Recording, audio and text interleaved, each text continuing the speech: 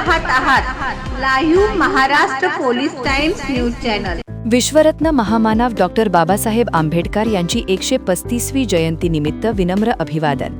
मौजे सताळा बुद्रुक तालुका उदगीर येथे विश्वरत्न डॉक्टर बाबासाहेब आंबेडकर यांची जयंती मोठ्या उत्साहात साजरी होत आहे।